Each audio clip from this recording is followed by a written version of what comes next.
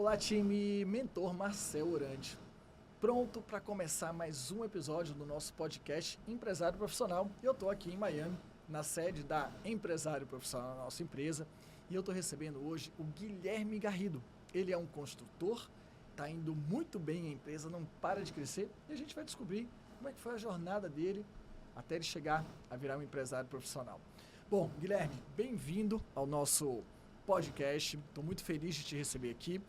Guilherme, queria saber de onde você é no Brasil e como é que você veio parar aqui nos Estados Unidos. Muito obrigado, primeiro, por estar aqui fazendo parte desse podcast que eu assisto. Eu vejo que é bem importante para dar apoio às outras pessoas que estão aí nessa jornada com a gente. E eu adoro essa parte. Essa pergunta, para mim, faz parte da minha vida. De onde você é? Eu sou baiano. Com esse sotaque. Eu adoro dizer isso. Eu sou de Salvador. E eu tenho orgulho da minha terra. Legal, legal. E de Salvador, Bahia, axé, acarajé, praia. Asa de águia. Asa de águia, né? Muita música baiana. Como é que você veio parar aqui em Miami? Então, a construção civil deu uma parada nos anos de 2016, 2017. Eu tinha família aqui na América. E foi a oportunidade que eu tive de vir para poder regularizar a questão da cidadania. Então, eu vim para cá em julho de 2017, tentar entender como é que seria o período. Conversei com uma advogada, vi que se eu viesse no final do ano, trazendo toda a documentação, passasse um tempo aqui, talvez agilizasse o meu processo. Eu vim, trouxe toda a documentação, a gente passou para dar entrada e eu vi que não era tão fácil quanto naquele momento me prometeram. E a vida foi se tornando, na verdade, foi tendo uma reviravolta. Ao mesmo tempo, eu fui conhecendo um pouco, né, como é viver nos Estados Unidos, como é começar de novo nos Estados Unidos. Eu pensava em voltar durante 8 meses, todos os dias, mas eu via várias oportunidades e aquilo me incomodava um pouco. Naquela época, a gente tinha ganho uma licitação e eu estava aguardando essa licitação sair na empresa que nós tínhamos lá no Brasil. E essa licitação, ela foi postergada. E eu falei, bom, eu vou ficar um pouco mais nos Estados Unidos, vou aproveitar, vou começar a estudar um tempo, vou melhorar meu inglês. E fui levando isso. E a vida foi me colocando num caminho que eu não consegui mais voltar. Ou seja, meu caminho era aqui. Legal. Então, pelo que você falou, você já trabalhava no setor de construção no Brasil, né? Como é que era sua vida antes de vir para cá? Bom, A real da real. eu tinha empresa de construção já há um tempo, já trabalhava na construção há muito tempo. Nós trabalhávamos muito mais na área de equipamentos, né, e terraplanagem, e passamos a trabalhar muito com calçamento, com drenagem. Só que o que aconteceu com o Brasil nesse período? O Brasil começou a ter uma crise, porque a construção civil caiu muito no período. E a empresa começou a ficar muito pesada na época e a gente tinha obra todo dia e depois começou a espaçar a obra 2 meses, mês em mês, 3 meses. Então, nesse período, eu estava ficando, às vezes, 4 meses em casa esperando a obra começar e aquilo estava me angustiando. A gente está falando de que ano isso? Estamos falando de entre 2016 e 2017. Ou seja, pós-Lava Jato. Pós-Lava Jato, exatamente, que foi o que destruiu a construção civil naquele momento no Brasil. Foi a questão da investigação da Lava Jato, eles travaram o país. Não estou dizendo que o que fizeram errado, estou dizendo que o que aconteceu. O resultado da... E aí, como as construtoras foram as principais, né, investigadas, acabou que travou um pouco o mercado. E eram as maiores, então assim, nós ficamos atados. Nós que eu falo, né, os menores empresários que trabalhavam ao redor. E quando eu vim para cá, eu já estava na situação que eu estava 4 meses sem obra. Para pegar obra assim, 4 em 3 meses.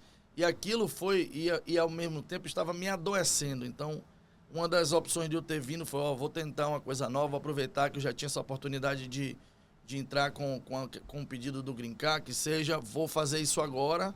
Porque se eu ficar no Brasil aguardando obra, deitado, acordando, eu falava, meu Deus, o que é que eu vou fazer hoje? Sabe? Eu preciso fazer alguma coisa, só que eu não conseguia, porque não dependia só de mim, dependia do mercado.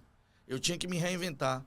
E aí então, foi o caminho... As coisas já não estavam indo tão bem no Brasil. Não estavam bem. Legal. Então, você tinha uma empresa no Brasil, no mercado de construção, as coisas já não estavam bem. Você veio organizar o seu visto e chegando aqui algo aconteceu, né? Como é que foi essa transição de viver o visto e de repente ter uma empresa? Rapaz, é uma coisa até engraçada, porque durante os primeiros 8 meses eu vim pra cá naquele pensamento. Eu vou vir, eu vou dar um tempo, então vou fazer o que tiver que fazer, vou trabalhar em qualquer coisa para me manter, para não ficar gastando o dinheiro que eu tinha no Brasil e vou deixar a vida me levar. Então eu fui trabalhar no que eu achei. Eu nem poderia ter trabalhado, mas eu acabei, como toda pessoa que vem para cá por um tempo, acaba ficando imigrando e tal, imigrante. Então, eu fui trabalhar por um tempo e me convidaram para trabalhar num valet park. Quando eu fui para lá, eu acho que minha chave começou a mudar, tanto como pessoa como empresário, porque eu sempre tive do lado mais do patrão e tive pouco tempo do lado do labor, ou seja, de quem está ali no dia a dia, na lida. E eu consegui verificar muita coisa. Eu consegui sentir a dor da galera que hoje trabalha comigo, né? Eu senti essa dor também. Então, com toda a experiência que eu tive no valet, porque quando eu falo do valet, eu acho que o valet é uma coisa muito importante na minha vida. Porque quando eu fui para o valet, o que é o valet? O valet simplesmente é o seguinte: o cara chega com um carro bonito, para um restaurante bom, ou um hotel, seja lá o que for. Ele abre a porta, se fala, bom dia, como vai o senhor? Tudo bem? Ele toma aqui minha chave. Malmente ele olha na sua cara.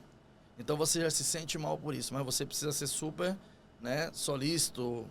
Muito obrigado, não sei o quê. Às vezes o cara fala assim, não, por exemplo, eu já tive caso de eu estar debaixo da chuva, o cara fala, não molhe meu carro. E eu pensar, como eu não vou molhar?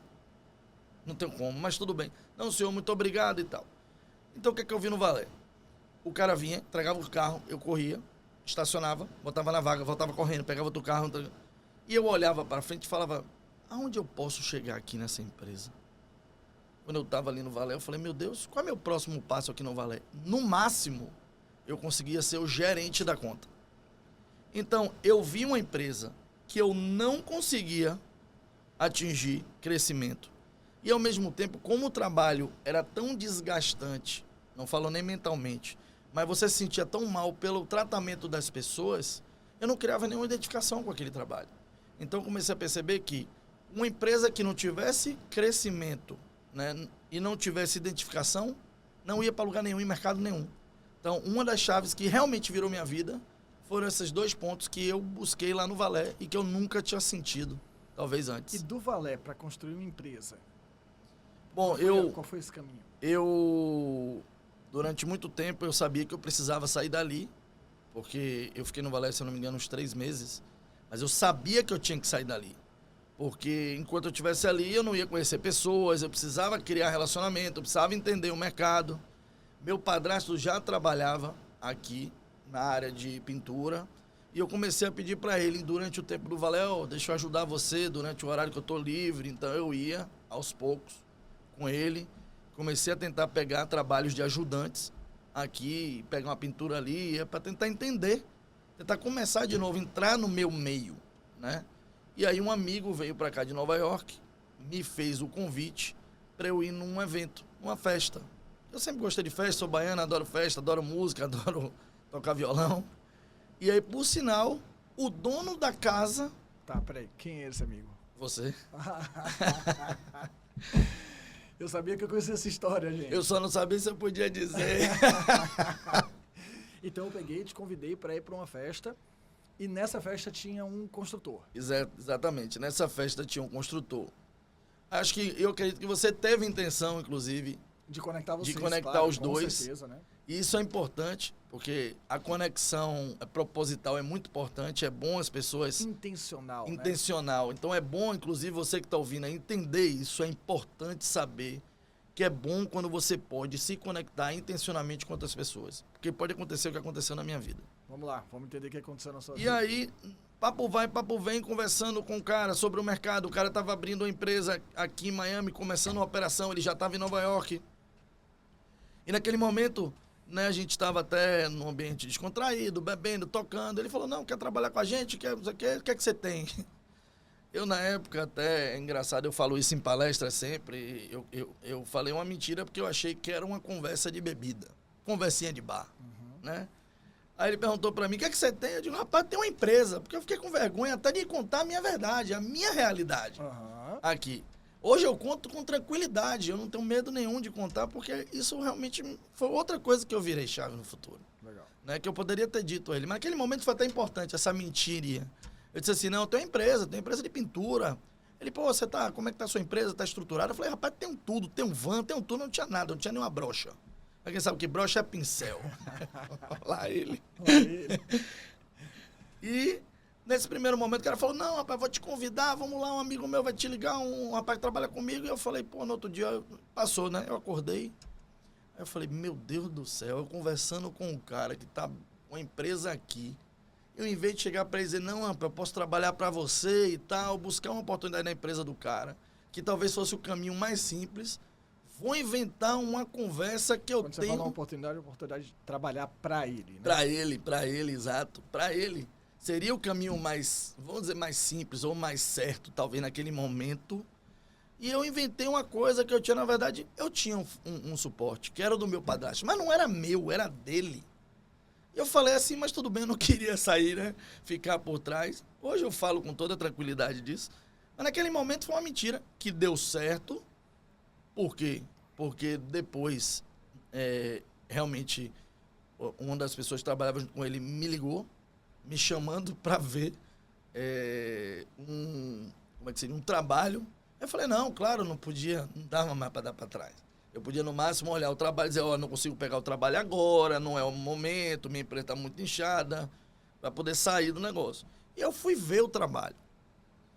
Quando eu cheguei no trabalho, imaginei, pô, deve ser o quê? Um quarto, uma casinha, alguma coisa. Não, meu amigo. Era um prédio inteiro.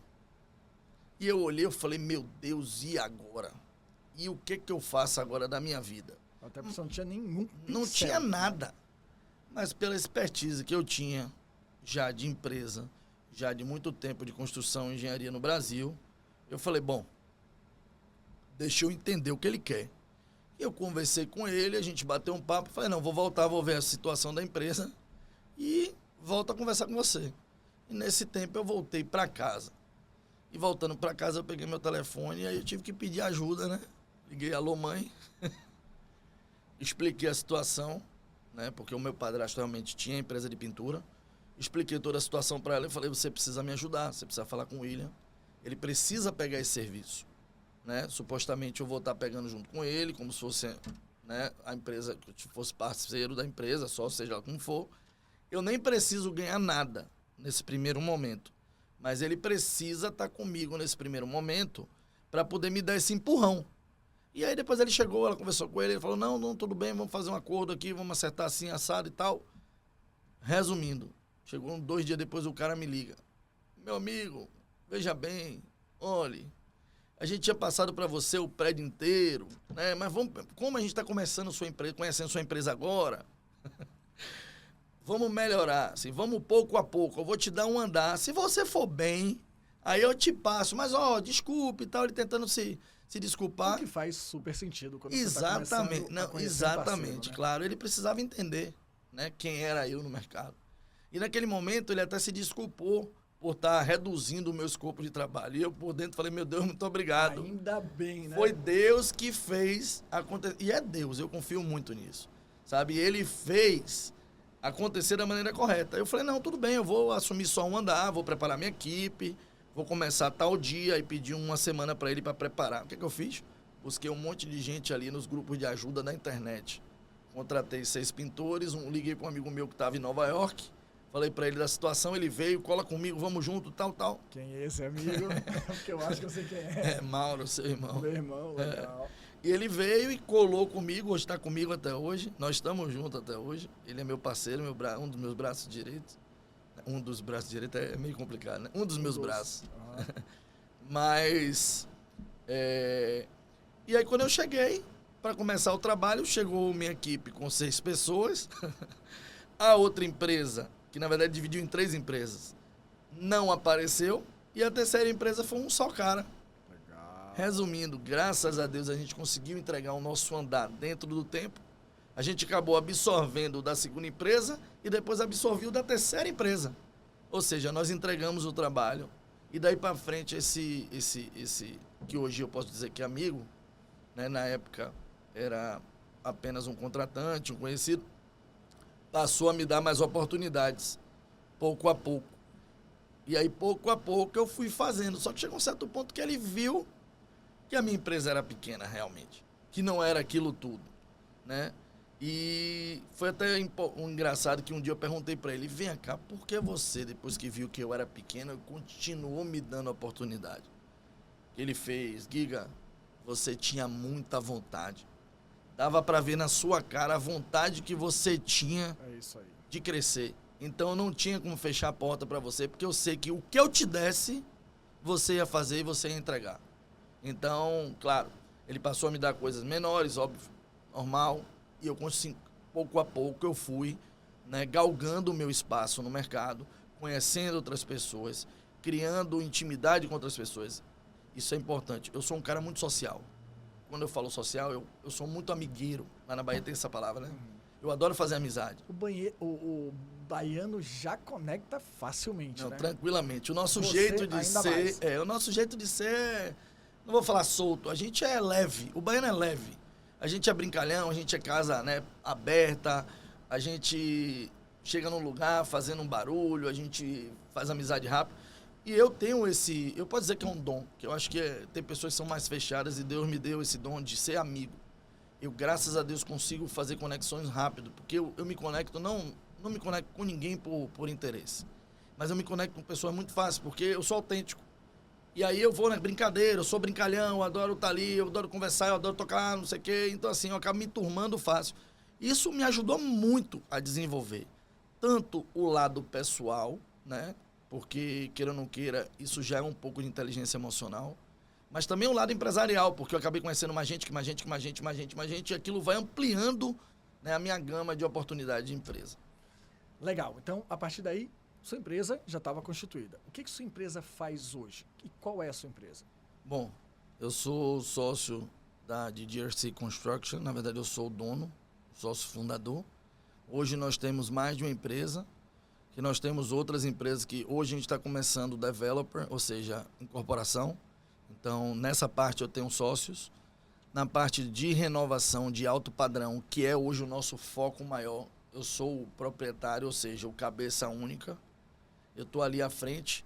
E o meu público que eu busquei durante esse tempo em Miami é o público que a gente chama de high-end. É o público que quer algo acima do normal. Então, eu procuro o público que quer algo muito melhor. Por que você escolheu trabalhar com público alto padrão, com obras de alto padrão? Para ser honesto, porque eles exigem muito bom. E para isso eles exigem o melhor. E eu quero ser o melhor. Eu nunca quis ser o mais rico, o mais conhecido, mas eu sempre quis ser o melhor. E eu tenho isso dentro de mim. Se você perguntar para mim, eu falo isso o tempo todo durante as conversas informais lá dentro da empresa, com os colaboradores, com as pessoas, com os parceiros que trabalham com a gente. Bicho, eu quero ser o melhor. Se você quiser estar comigo, você vai ter que estar no mesmo ritmo, tentando ser melhor. Eu dou o meu melhor todo dia. Não quer dizer que o meu melhor seja o melhor de todos, mas eu vou melhorando a cada dia para tentar atingir aonde eu quero. E eu não aceito errar. Eu erro, eu aprendo e eu corrijo. Eu erro, eu aprendo, eu corrijo. Então, isso vira uma rotina para mim. Então, essa busca por ser melhor me levou a esse público, eu acredito. Legal. E o mercado é muito bom? O mercado é muito bom. Miami? Em Miami, acho que depois da pandemia, as pessoas entenderam aqui nos Estados Unidos, principalmente, que morar aqui no sul, né, Miami, não só Miami, mas a Flórida inteira é muito linda, né? E a Flórida estava um pouco esquecida, vamos se dizer. Então, quando as pessoas tiveram a oportunidade de trabalhar online, começaram a ver que aqui era melhor. E tem também a parte dos impostos pessoais, que isso é muito importante. Né? A Flórida não cobra o imposto pessoal, né, estadual. Então, as grandes fortunas também, que poderiam trabalhar à distância, muita gente migrou da Califórnia, de Nova York, e a Flórida hoje é o segundo maior mercado imobiliário dos Estados Unidos, superando Nova York, só perde para a Califórnia por enquanto. Porque eu acredito que em 10 a 15 anos, Miami vai estar hoje no topo das cidades do mundo, do jeito que vai. Legal. Bom, você construiu uma jornada até a sua empresa chegar aqui. Qual foi a maior dificuldade durante toda essa jornada? Seja lá no comecinho ou até algo mais recente? Rapaz, eu acho que qual é a maior dificuldade? É o seu grupo. A maior dificuldade é lidar com pessoas. É você... Uma empresa de construção, ela depende de alguém. Ela sempre depende de alguém. Você é o cabeça, mas você depende de pessoas. E minha maior dificuldade sempre foi fazer as pessoas acreditarem que se eu crescer, elas crescem junto comigo. Se elas investirem na empresa, a empresa cresce e elas crescem. Então eu tento fazer com que eles acreditem o tempo todo que eles precisam abraçar a empresa, precisam entregar o melhor, porque se a empresa tem crescimento, eles têm crescimento junto com ela. Essa é a maior minha dificuldade, sempre foi minha maior dificuldade. Porque quando eu era muito pequeno, era muito difícil eu conseguir olhar para alguém e ele acreditar que eu podia trazer ele a algum lugar. Hoje, algumas pessoas já acreditam, porque veem aonde eu vou andando. E eu sempre digo lá na empresa, eu não tenho ajudante. Você entra como ajudante, mas você não fica como ajudante. Porque se você fica como ajudante mais de 3, 4, 6 meses, 1 ano, é porque você não presta para trabalhar na construção. Porque você vai aprendendo, você vai se especializando, você vai crescendo. Então eu quero pessoas que tenham o mesmo pensamento que eu, que queiram dar o próximo passo, que queiram seguir. Tô lembrando que isso faz super sentido, porque foi a minha jornada. Quando eu cheguei aqui nos Estados Unidos, eu fui trabalhar, eu não tinha habilidade manual, então fui trabalhar como ajudante de pedreiro, né? Se a gente for traduzir, seria mais ou menos isso. Eu não durei 6 meses no trabalho, né? Legal. E qual foi o momento mais desafiador ou mais difícil que você teve aqui nessa jornada até agora? Eu acho que, na verdade, tiveram alguns momentos, né? Eu modelo muito as empresas concorrentes aqui do mercado de alto padrão de renovação, tá? E eu, hoje, graças a Deus, consigo brigar com elas de igual para igual. E algumas vezes eu perco. Algumas vezes mais, algumas vezes menos. Mas tem uma empresa que eu já perdi algumas vezes, né? Ela é bem maior. Ela é uma empresa grande do mercado de renovação em Miami. Já tem muito tempo em Miami Renovação. E eu já perdi por coisas pequenas. E na hora da comparação, já vi que um cliente, às vezes, fechou com ele com 50, 60, 100 mil a mais no orçamento, porque eles supostamente se portavam maior, ou talvez eles acharam que tinha mais estrutura, ou na hora de vender por alguma coisa eu falhei, ou alguma coisa no meu orçamento ficou... E aquilo me deixa angustiado, porque eu procuro ser o melhor. Eu quero entregar o melhor. E aquilo me deixa mal durante 2 dias. Não o fato de eu ter perdido o trabalho, isso aí não me importa, sabe? Porque concorrência é isso mesmo. Você vai concorrer, a hora você vai ganhar, a hora você vai... Mas eu modelo muito para superar os caras, entendeu? Para chegar ali e dizer, ó, perdeu, não porque eu achei que você era despreparado, mas por A ou B ou C, porque eu optei pelos caras. Não. Então hoje eu quero que o mercado me veja no topo. E eu sei que eu tenho um caminho muito longo, eu tenho apenas 7 anos de América, né? Então, nem tenho 7, tenho 6. E vão fazer 6 anos de GRC, da GGRC. Então, eu estou passando pelo período de estruturação da empresa, de arrumar a casa, de preparar a empresa. E a gente está naquele ponto, você não pode investir tanto para sua empresa virar uma empresa pesada, e você também não pode ter pouco né, gente ali para que você... Então, eu vou me virando aos poucos como eu posso para igualar e aí aos poucos me capitalizando para poder brigar com os caras de igual para igual. Mas toda vez que eu perco para essa empresa é como se eu tivesse sido esfaqueado. Deus me livre. E tem mais algum outro momento que foi forte dentro da jornada? Difícil, doloroso? Eu acho que difícil foi dar adeus à Bahia. Porra. Eu falo nisso, chega eu me arrepio. Eu tinha muito Salvador. Aqui na Bahia. Eu sou baiano, Marcelo. Você sabe disso. Eu amo aquilo lá. Eu amo a Bahia. E para eu dizer assim, não volto mais, doeu muito. Eu estive na Bahia recentemente, há um mês atrás, e eu falei, meu Deus, eu só pensava em voltar para Miami. Então... Mas já teve vontade de, estando aqui, desistir de tudo e voltar para Salvador? Muitas vezes. Porque é muito difícil começar de novo. É muito difícil ser empresário. A gente apanha todos os dias. O que te manteve aqui, sendo que o coração estava lá e... Acho que eu sou persistente. E não só isso, eu quero atingir o meu objetivo. Eu quero que um dia alguém olhe para mim e fale, pô, esse cara é o melhor. Eu nunca pergunto, não tô nem aí se eu vou ser o mais rico. Não, mas eu quero que um dia alguém aponte assim e fale assim, ó, ele é o melhor. Porque eu procuro ser melhor todo santo dia. E um dia eu com certeza vou ouvir isso. Estando no mercado americano, que as oportunidades são muito maiores, é um mercado muito mais estável, entendeu? Isso, vou dizer, me ajudou muito.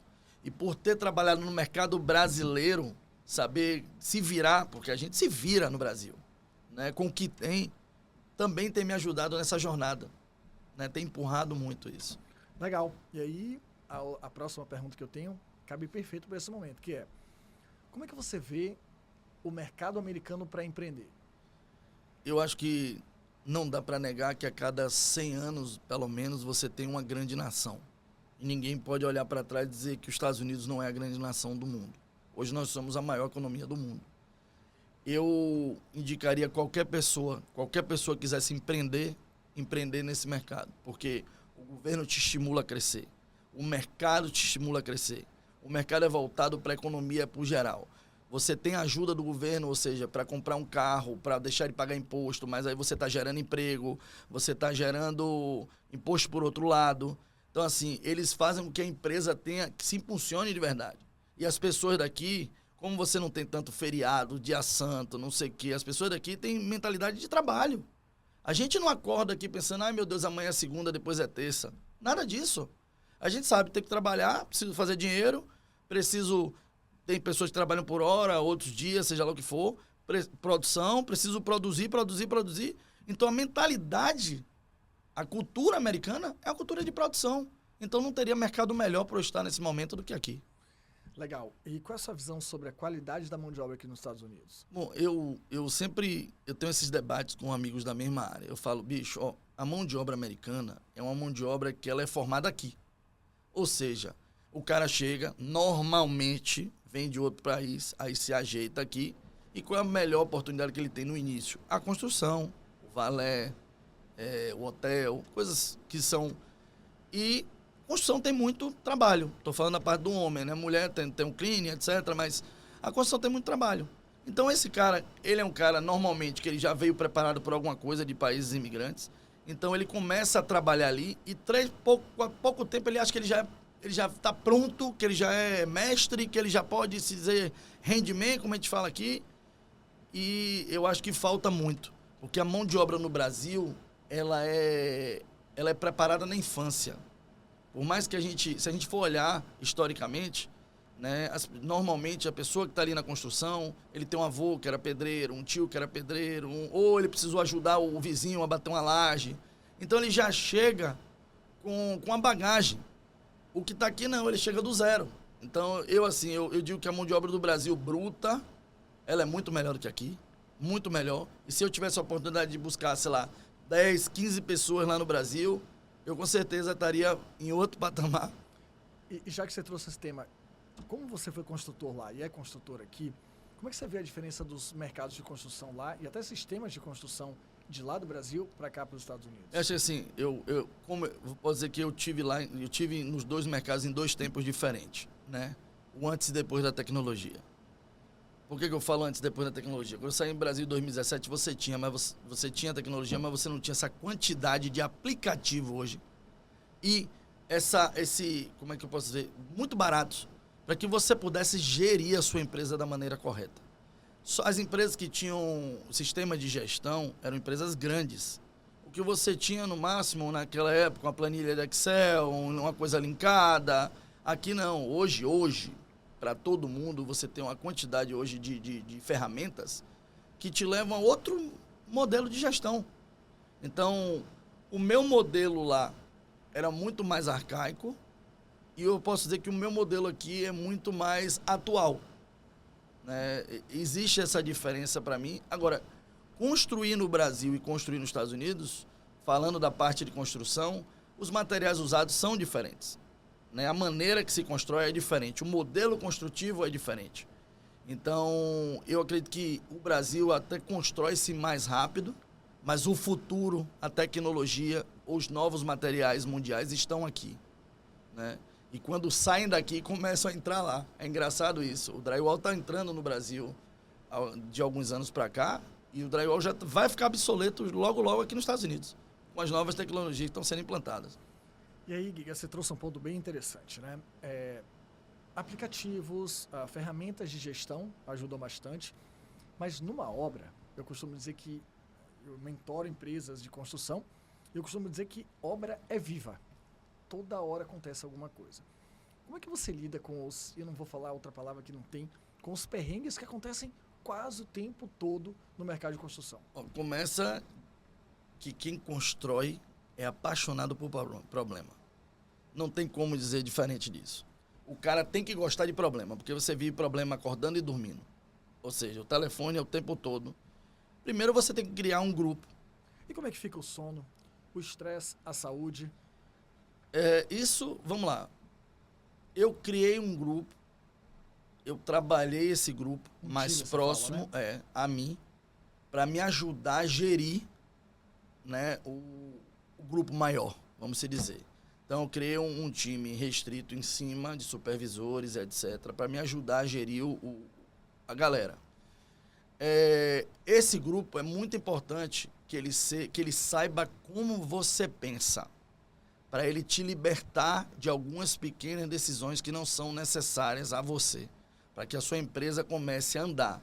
Mas é muito importante que ele entenda quem é você e como você tomaria aquela decisão, porque aquilo ajuda muito em diminuir a quantidade de problemas que teria quando a pessoa tome certas decisões ou não. Por outro lado, a gente vive estresse o dia a dia de obra, né? Eu tenho aplicativos, a gente faz daily logs, que são como se fosse diário de obra, diários, né?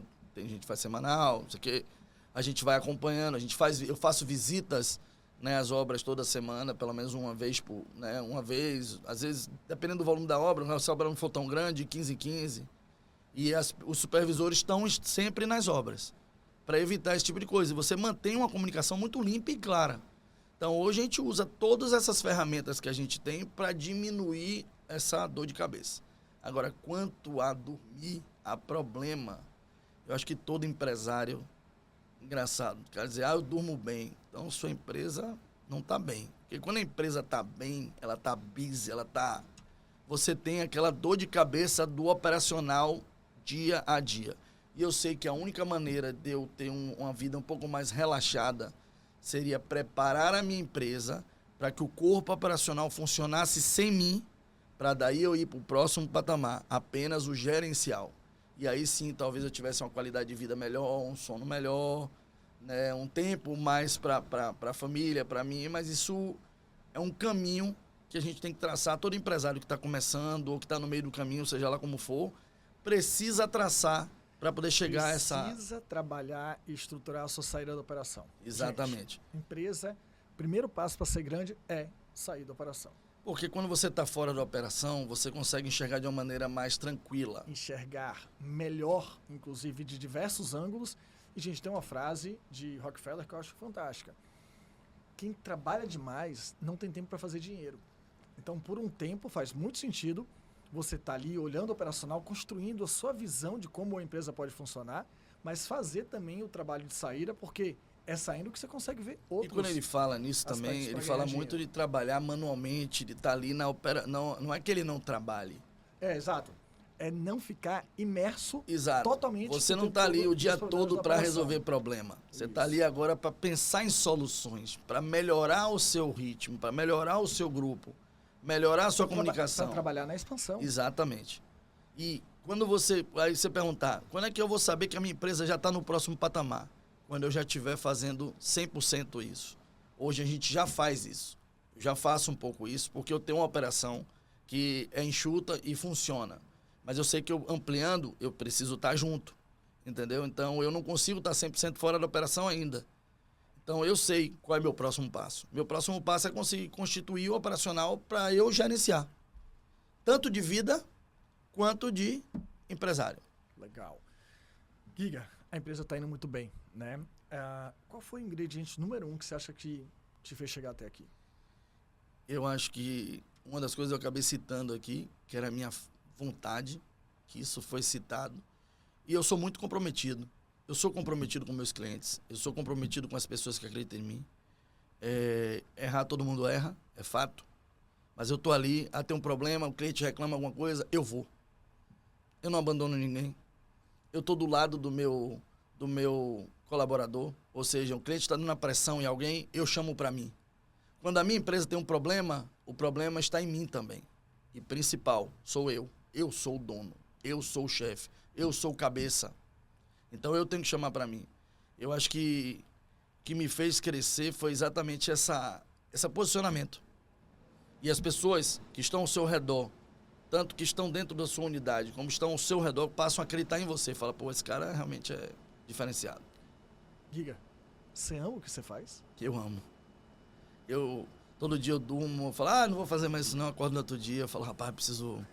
Eu amo, não tem como você crescer em algo que você não ame. Não ame.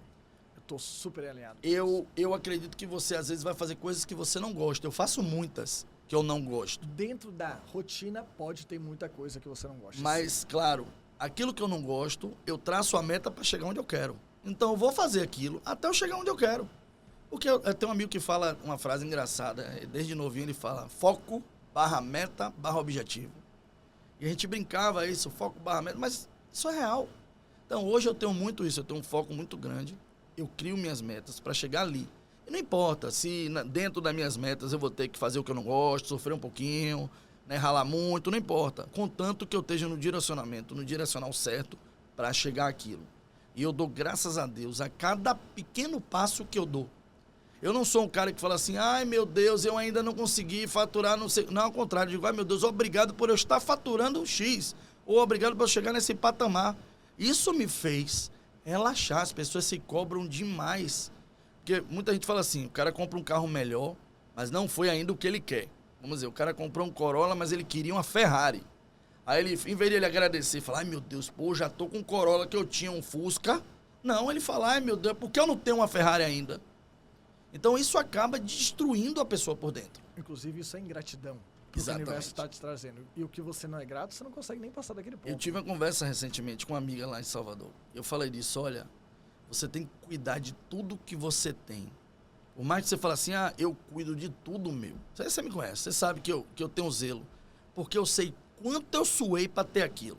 Pode ser que eu não queira mais. É melhor que eu dê para alguém. Mas eu não deixo ninguém destruir, sujar. Porque eu sei quanto foi dolorido ter aquilo. Não importa se para você teria vários melhores.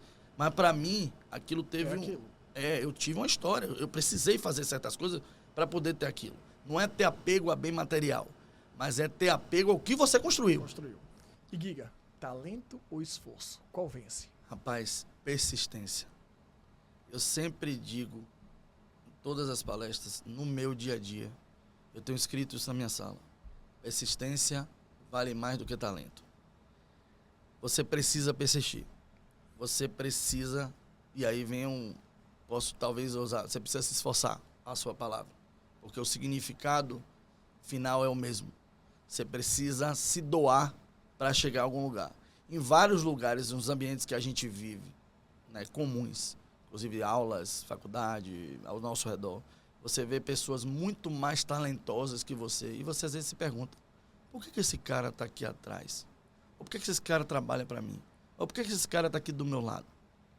Porque talvez ele não tenha sido mais persistente. E nem sempre o mais talentoso da sua sala, se você olhar para trás, é a pessoa hoje melhor de vida. A maioria não. A maioria não. A maioria não.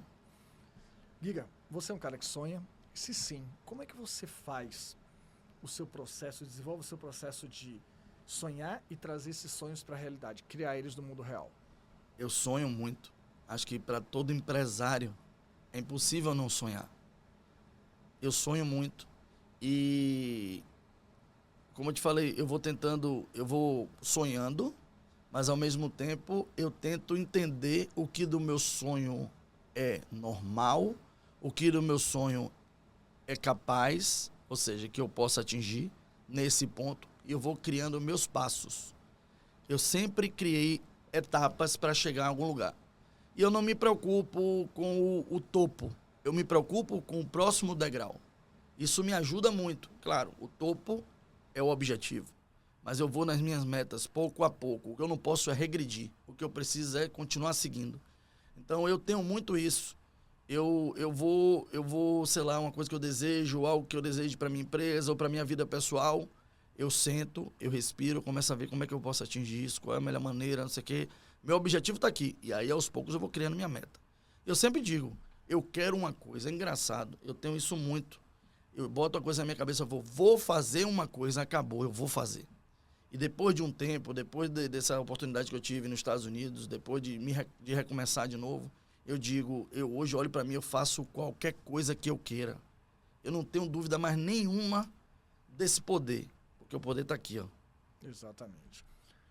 Até complementando isso, eu falo uma frase para os meus mentorados o tempo todo, que o sonho é a melhor ferramenta para você alcançar grandes resultados. Sem o sonho, falta combustível, né? E aí, falando nisso, Giga, como é que você se abastece de novos conhecimentos, novas consciências? Então, vamos lá. Primeiro, eu ando no meio, né, que normalmente eu procuro andar no meio, que seja um meio de pessoas que tenham o mesmo pensamento que eu, que queiram desenvolver, né? Não quer dizer que eu vou abandonar meus amigos que não estejam na mesma sintonia, mas eu procuro sempre. Se eu não sou estimulado, eu procuro estimular.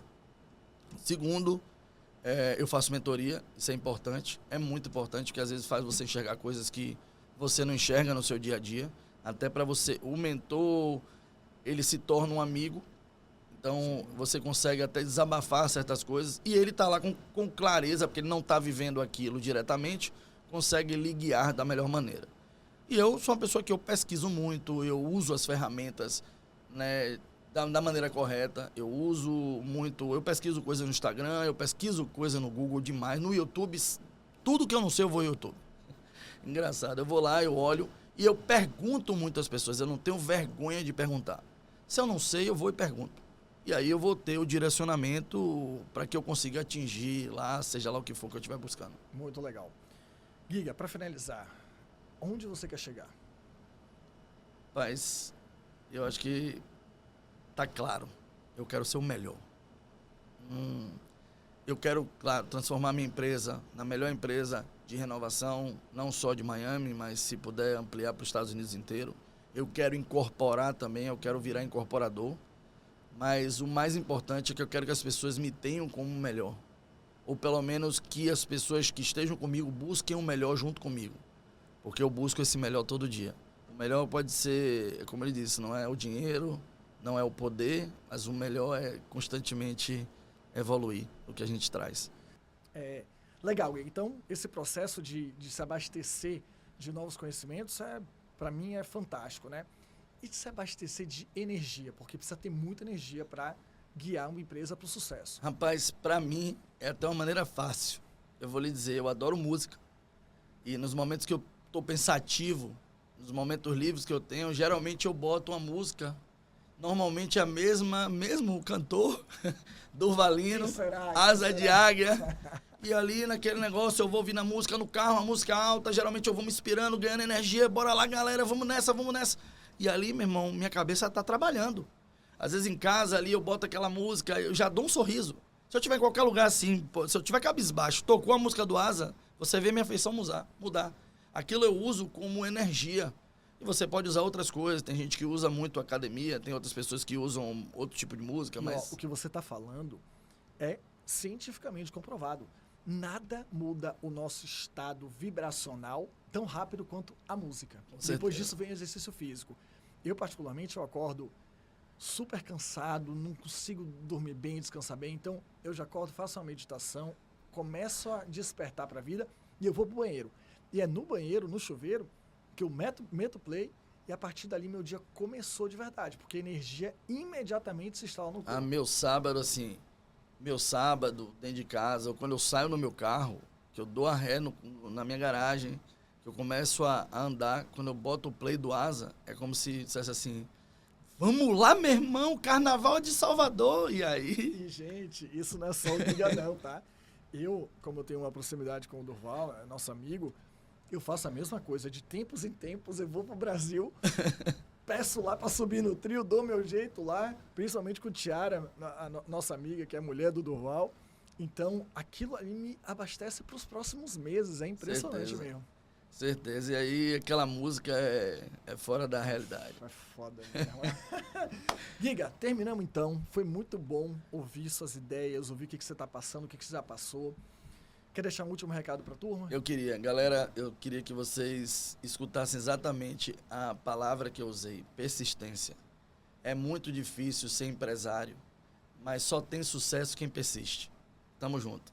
Tem uma frase muito legal, gente, pra gente finalizar, que os meus amigos Minotauro e Minotouro usam, never quit, né? Nunca desista. Tá difícil, vai, continua, porque vai chegar lá, tá? Se você não desistir, o único caminho é chegar lá. Se não for difícil, você não... Ó, no nível do difícil, tem menos concorrência, né? Gente, quero agradecer vocês que estiveram ao longo de todo esse episódio com a gente. A gente volta em breve com um novo episódio do Empresário Profissional. Até lá.